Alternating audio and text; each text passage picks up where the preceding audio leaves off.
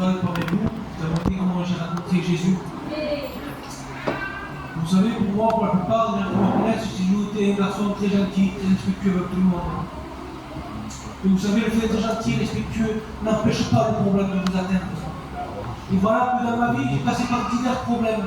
Tellement les problèmes étaient grands, les problèmes me surpassaient, que j'avais fait des angoisses, j'ai eu une dépression. Alors, un temps est passé ainsi dans ma vie, j'ai dit, je vais me marier, fonder un foyer, avoir des enfants, parce que je le vois, et peut-être les choses s'arrangeront pour moi.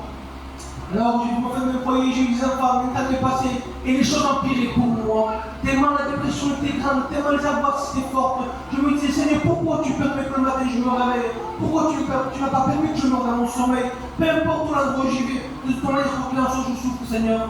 Et non seulement je souffre, mais je suis souffert mon foyer. Alors, un temps est passé ici, et vous savez, ce n'est pas pour autant que j'ai donné ma vie à Jésus. Et parce que quand je bénis Dieu, Dieu a déposé quelque chose dans mon cœur. Il a posé la pensée de l'éternité. Alors voilà, quand il était 3-4 heures du matin, je réveillais ma compagne en pleurant. Et elle ne comprenait pas, elle me disait, pourquoi tu pleures? Je lui ai dit, si Jésus revient, je suis perdu pour l'éternité. Et là, elle ne voulait pas de solution pour moi.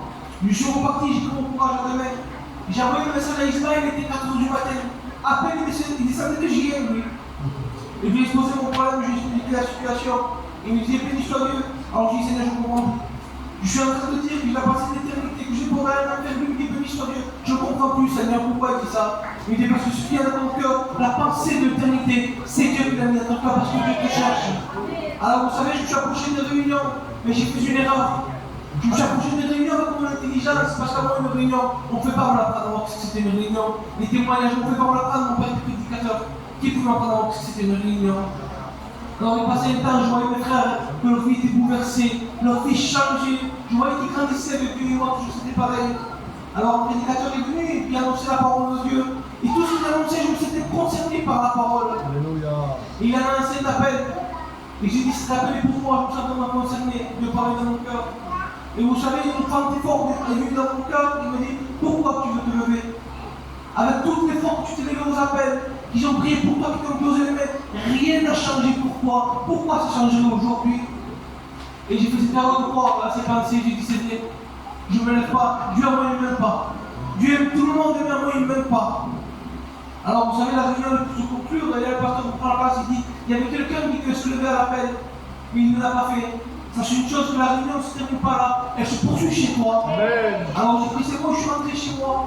Après de rentrer dans ma maison, j'ai une pensée forte dans mon cœur de m'empêcher de prier. Alors vous savez, j'ai pas fait une grande prière. J'ai juste rentré à moi-même et repassé le message. Et je dis, c'est vrai Seigneur, moi qui pensais que tu ne m'aimais pas, moi qui pensais que je ne voulais pas de moi, et j'ai réalisé par le confort que c'était moi le problème et pas lui. Alors je demandais pardon. Et vous savez, je me dis, Seigneur, je t'en supplie. Si tu fais de moi un chrétien, Seigneur, je t'en supplie. Je vous le dis, je ne sais pas où s'attendre. Instantanément, Jésus a changé ma vie. J'étais convaincu dans mon cœur, me fait purifier le péché de justice, de jugement. Et ce qu'il a fait pour moi, il peut le faire pour chacun d'entre nous.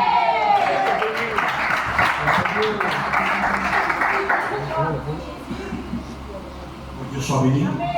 Je vais appeler la chorale pour tous venir chanter la gloire de Dieu. Il y a encore 2 ou 3 témoignages pour la gloire de Dieu. Dans la chorale, les chefs, tous, chanteurs.